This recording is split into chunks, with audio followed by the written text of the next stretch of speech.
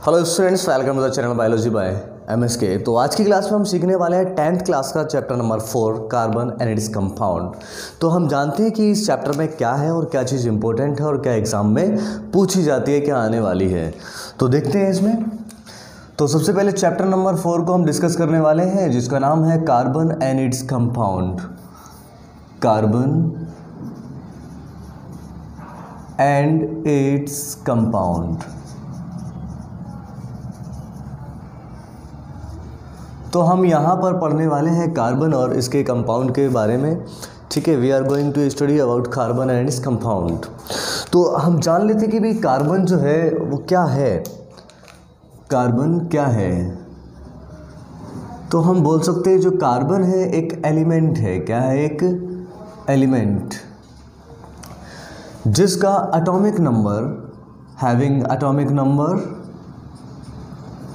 6 and number of electrons भी इसमें कितने होते हैं? 6। अगर जो नंबर ऑफ इलेक्ट्रॉन्स 6 हैं तो क्या होगा? इट्स इलेक्ट्रॉनिक कॉन्फ़िगरेशन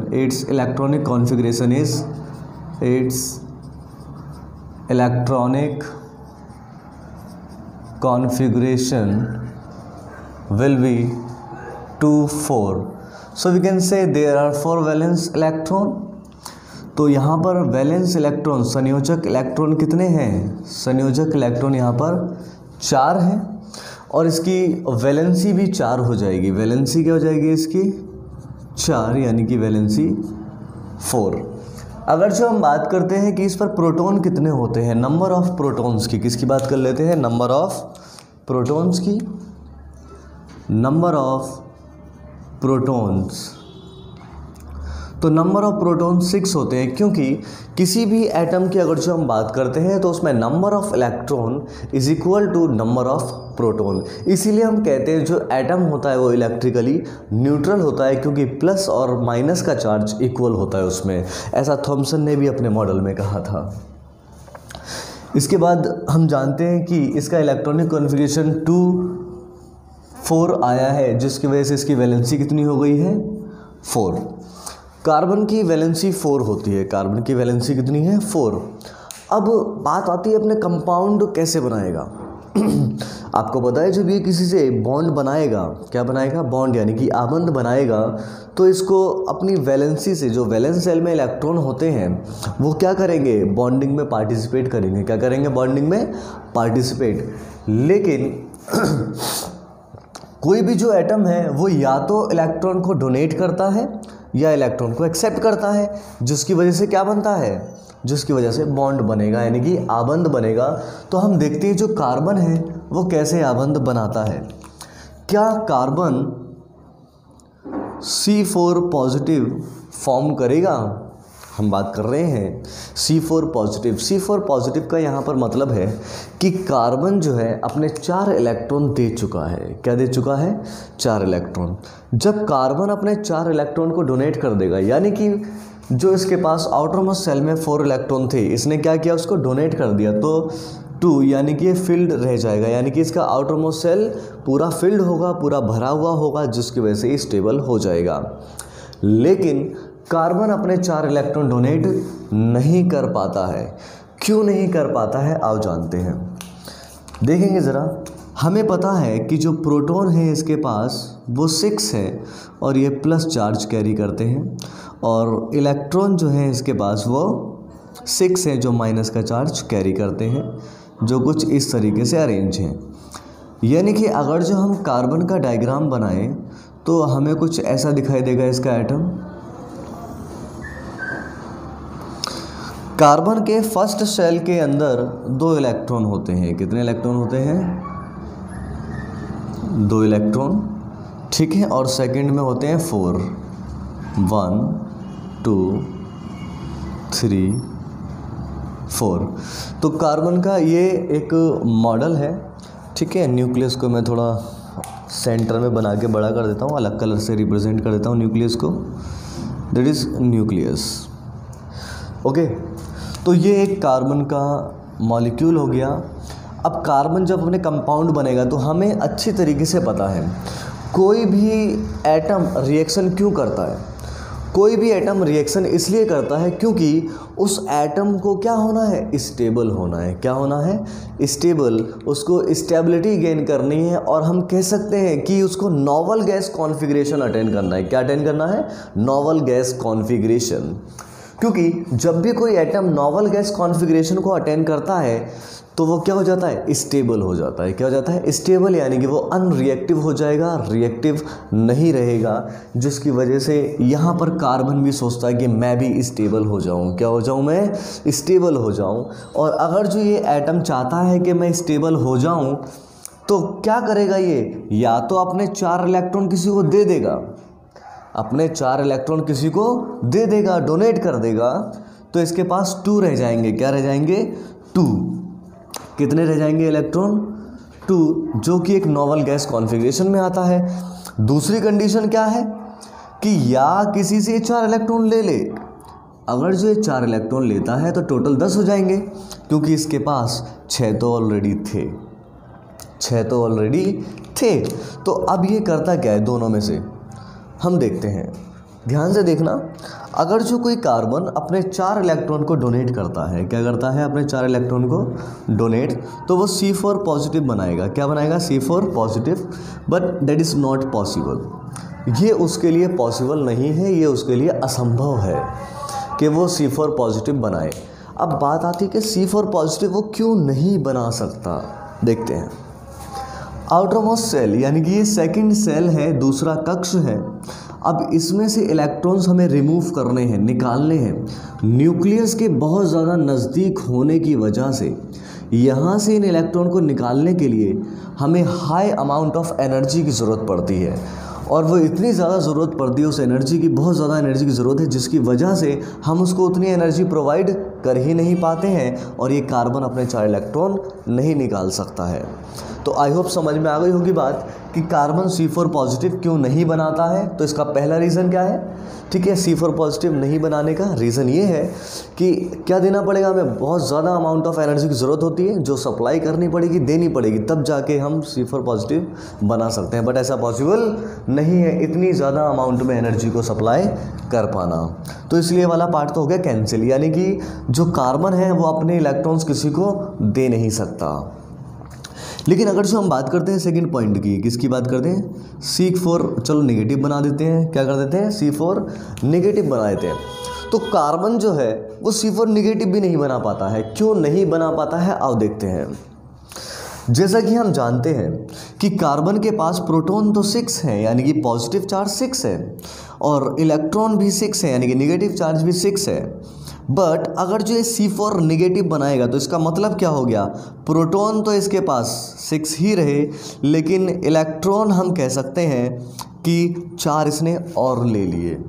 बेटा 6 पहले इसके पास ऑलरेडी थे, कार्बन के पास 6 इलेक्ट्रॉन थे, नेगेटिव का मतलब हो गया 4 और ले लिए, तो टोटल नंबर ऑफ इलेक्ट्रॉन कितना हो जाएगा, 10 हो जाएगा। कितना हो जाएगा, 10। यानी कि कार्बन के पास अब क्या बचता है, कार्बन के पास बचता है 6 प्लस वाला चार्ज और 10 माइनस वाला चार्ज। ये जो प्रोटॉन है, क्या है, प्रोटॉन, कार्बन का प्रोटॉन, यानी किसी भी एटम के प्रोटॉन की अगर जो हम बात करते हैं, कहाँ पर होता है, ये होता है उसके न्यूक्लियस के अंदर, जो इन इलेक्ट्रॉन्स को पकड़े हुए है। क्या करे हुए हैं, पकड़े हुए हैं। इसके अंदर प्रोटॉन होता है और न्यूट्रॉन होता है। तो ये प्रोटॉन क्या कर रहा है, प्रोटॉन ने इलेक्ट्रॉन्स को पकड़ा हुआ है, एक टाइप से हम बोल सकते हैं, जिसकी वजह से घूम रहा है। लेकिन जब इलेक्ट्रॉन हो जाएंगे 10, तो 6 प्रोटॉन इन 10 इलेक्ट्रॉन्स को हैंडल नहीं कर सकते, नहीं संभाल पाते, जिसकी वजह से क्या हो जाता है, C4 नेगेटिव भी नहीं बना पाता है। अगर जो C4 नेगेटिव हो गया तो ये 6 प्रोटॉन उन 10 इलेक्ट्रॉन्स को हैंडल नहीं कर पाएंगे, नहीं संभाल पाएंगे, इसकी वजह से कार्बन C4 नेगेटिव भी नहीं बनाता है। तो बात आती है फिर कार्बन कैसे बॉन्ड बनाएगा। हमें तो पता है कि जब भी कोई एलिमेंट अगर जो बॉन्ड बनाता है, जब भी कोई एटम अगर जो किसी के साथ रिएक्शन करता है, तो वो अपने 8 इलेक्ट्रॉन्स को पूरा करता है, या तो वो अपने इलेक्ट्रॉन्स देगा या इलेक्ट्रॉन्स लेगा, क्योंकि उसको स्टेबिलिटी गेन करनी है। बट बात आती है कार्बन एक ऐसा केस आ गया है हमारे सामने, जो ना तो 4 इलेक्ट्रॉन दे सकता है और ना 4 ले सकता है। क्या इससे कम कर सकता है? इससे कम में भी बात नहीं बनेगी, क्योंकि वैलेंस इलेक्ट्रॉन को हम देखते हैं, उसकी वैलेंसी को देखा जाता है जब हम रिएक्शन की बात करते हैं, क्योंकि हमें पता है रिएक्शन में पार्टिसिपेट जितने इलेक्ट्रॉन करते हैं वो उसकी वैलेंसी कहलाती है। ठीक है, तो वैलेंसी इसकी 4 है तो 4 ही पार्टिसिपेट करेंगे। लेकिन 4 से हो क्या रहा है, ना तो वो 4 दे पा रहा है किसी को और ना ही ले पा रहा है। 4 दे क्यों नहीं पा रहा है? क्योंकि बहुत ज़्यादा एनर्जी की जरूरत पड़ेगी 4 इलेक्ट्रॉन को निकालने के लिए। ले क्यों नहीं पा रहा है? 6 प्रोटॉन 10 इलेक्ट्रॉन को हैंडल नहीं कर सकते, सिंपल सी बात है, इसलिए ना वो ले पाएगा ना दे पाएगा। तो फिर कैसे बॉन्ड बनाएगा? कार्बन किस तरीके से बॉन्ड बनाता है? तो अब हम बात कर लेते हैं कि बॉन्ड कैसे बनाएगा ये, आओ देखते हैं।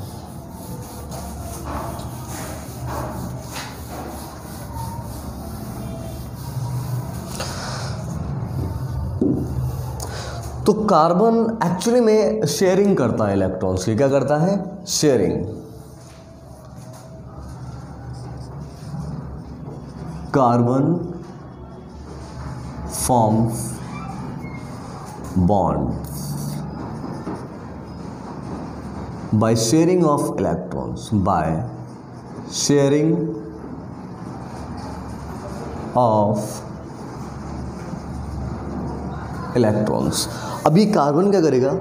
ये इलेक्ट्रॉन्स की शेयरिंग करना स्टार्ट करेगा। कहते हैं ना मैं किसी को दे पा रहा हूँ ना मैं किसी से ले पा रहा हूँ, तो एक काम करते हैं यार, शेयरिंग करना स्टार्ट कर देते हैं। तो कार्बन जो है शेयरिंग करना स्टार्ट करता है इलेक्ट्रॉन्स की, और शेयरिंग करने से बॉन्ड बनाता है। क्या बनाता है? बॉन्ड।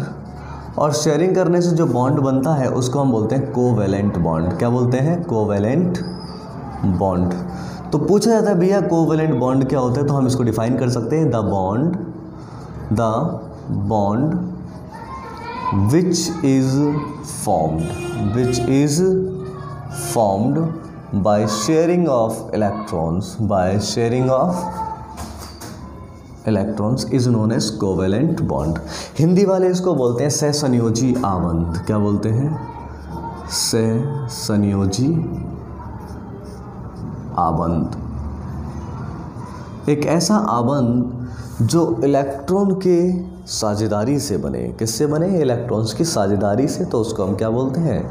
सहसंयोजी आबंध कहते हैं। क्या कहते हैं? सहसंयोजी आबंध। अब ध्यान देना ज़रा यहाँ पर, ये किस तरीके से शेयरिंग करता है इलेक्ट्रॉन्स की। तो मैं एक पहले छोटा सा एग्जांपल लेता हूँ। एक कार्बन है और कार्बन के पास आउटर मोस्ट सेल में 4 इलेक्ट्रॉन है और हम इसको वैलेंस इलेक्ट्रॉन बोल सकते हैं। और यहाँ पर valence electron is equal to valency in case of carbon. और भी दूसरे में ऐसा होता है कि वैलेंस इलेक्ट्रॉन वैलेंसी के बराबर हो, लेकिन हर बार ही वैलेंस इलेक्ट्रॉन वैलेंसी के बराबर हो ऐसा पॉसिबल नहीं है। तो हमने कार्बन को यहाँ पे बना दिया है विद 4 इलेक्ट्रॉन्स। अब यहाँ पे एक दूसरा एटम हम लेकर के आ जाते हैं जिसका नाम है हाइड्रोजन। आपको पता है हाइड्रोजन का एटॉमिक नंबर होता है 1 और इसके पास 1 इलेक्ट्रॉन है। कितना इलेक्ट्रॉन है? 1।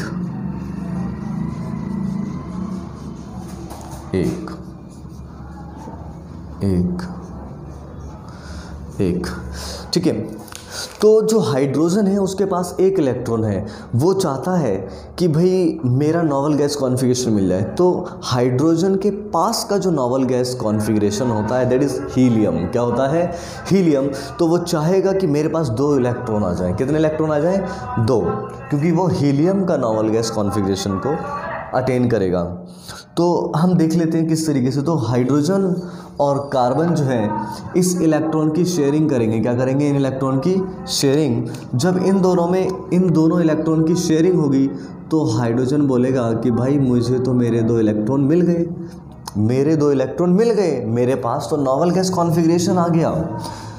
बट वहीं पर हम बोल सकते हैं कि दूसरा हाइड्रोजन कहता है यार मेरे पास भी 2 इलेक्ट्रॉन हो गए, मेरे पास भी नॉवल गैस कॉन्फ़िगरेशन आ गया। तीसरा हाइड्रोजन बोलता है यार मेरे पास भी तो आ गए, मुझे भी नॉवल गैस कॉन्फ़िगरेशन मिल गया। फोर्थ बोलता है कि भाई मुझे भी नॉवल गैस कॉन्फ़िगरेशन मिल गया। तो सारे हाइड्रोजन खुश हो जाते हैं, कहते हैं कि भैया हमने इलेक्ट्रॉन की शेयरिंग कर ली। क्या कर ली? इलेक्ट्रॉन्स की शेयरिंग कर ली। ठीक है, जिसकी वजह से क्या हो रहा है? जिसकी वजह से हमें नॉवल गैस कॉन्फ़िगरेशन मिल गया नियरेस्ट गैस का, जिसका नाम है हीलियम। और हीलियम के पास 2 इलेक्ट्रॉन होते हैं। तो यहाँ पर हाइड्रोजन जो है बिल्कुल खुश हो जाते हैं कि भैया हमारा तो कॉन्फ़िगरेशन ऑक्सीडेशन कंप्लीट हो गया हीलियम गैस का। अब कार्बन कहता है भाई एक काम करो ना, तुम अपना मेरे को दे दो।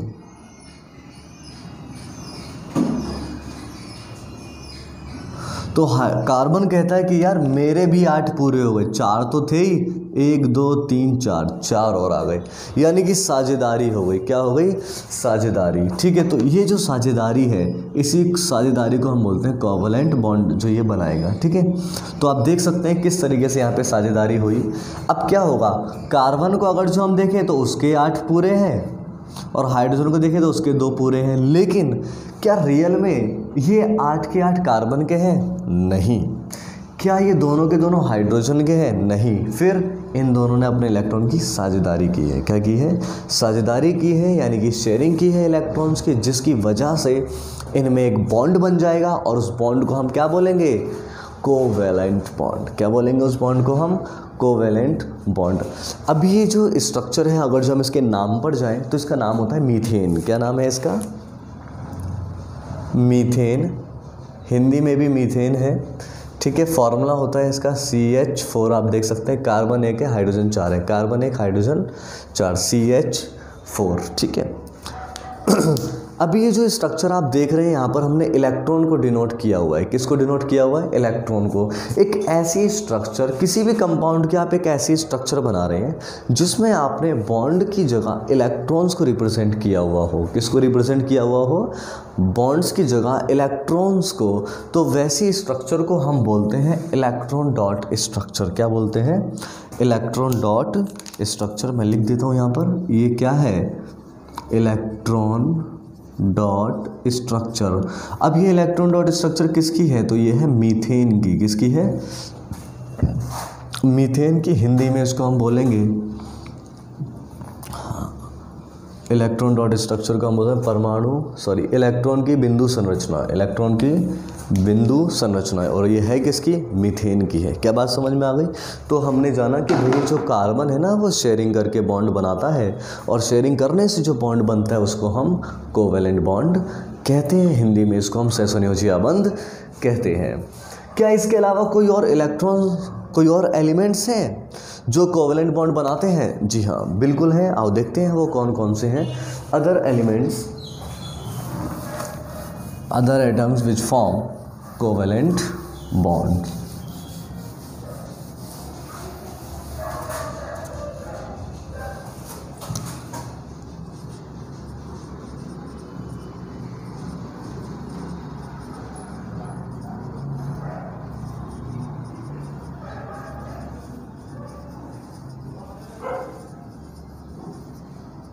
तो हम कुछ एग्जाम्पल्स की बात कर लेते हैं। सबसे पहले हम बात करते हैं हाइड्रोजन की। किसकी?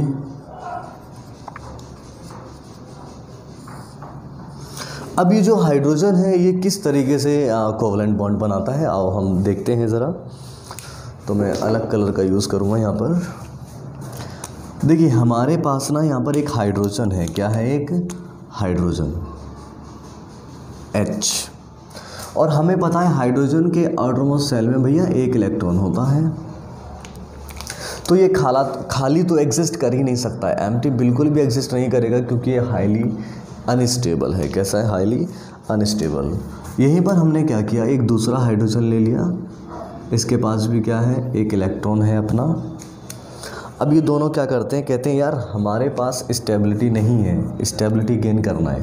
तो दोनों बोलते हैं चल हम दोनों शेयर कर लेते हैं अपने इलेक्ट्रॉन को, तू अपना इलेक्ट्रॉन मुझे दे दे, मेरे 2 हो जाएंगे, और तू अपना मुझे दे दे, मेरे भी 2 हो जाएंगे। इनके होने से क्या हुआ? इनके होने से, शेयरिंग करने से ये दोनों इलेक्ट्रॉन मिलकर के एक बॉन्ड बना देंगे। क्या बना देंगे? एक बॉन्ड बना देंगे, और इस बॉन्ड को हम बोलेंगे कोवैलेंट बॉन्ड। क्या बोलेंगे? कोवैलेंट बॉन्ड बोलेंगे। ठीक है, तो इस तरीके से बन जाता है H2। क्या बन जाता है? H2। ये जो बॉन्ड बना है हाइड्रोजन और हाइड्रोजन के बीच में, ये एक ही बॉन्ड है, इसलिए इसको हम बोलते हैं सिंगल बॉन्ड। क्या बोलते हैं इसको हम? Single bond. ये जो सिंगल बॉन्ड है ये कोवैलेंट बॉन्ड बना है हाइड्रोजन और हाइड्रोजन के बीच में।